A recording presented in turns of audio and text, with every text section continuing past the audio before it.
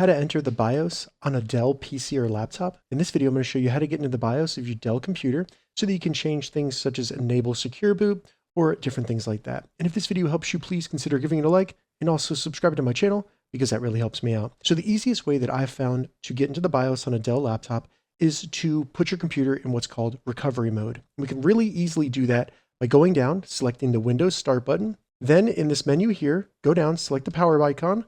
And before we select anything else, you want to press and hold the Shift key on your keyboard and then keep holding the Shift key and then select Restart. Now your computer is going to reboot. Continue to hold the Shift key the entire time until the screen turns blue. So it might show the Dell logo again. Continue to hold the Shift key. This may take up to 15 to 20 seconds for it to get into recovery mode. Just be patient.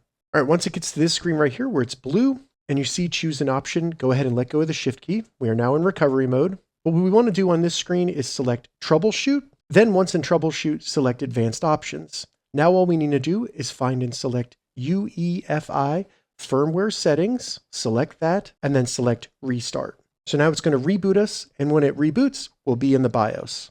All right, so now we're in the BIOS for my Dell laptop. So I can go through here and you can select different options and you can change them if you want to. Now, once you're in here, if you do end up changing anything, you want to make sure that you select apply and then OK to go ahead and save the changes that you made and then select exit once you're ready to get out of it. Now, your BIOS might look a little bit different based on what Dell laptop you have, but it should look pretty similar. And once you're in there, you should be able to figure it out. Now, if you do make any changes before you actually exit, make sure that you save those, or like I did, you could select apply to make sure that those settings are actually saved and then select exit to remove yourself from the BIOS and go back into where you can start using Windows 11. So that's how you enter the BIOS on a Dell laptop. If this video helped you, give it a thumbs up and please consider subscribing to my channel.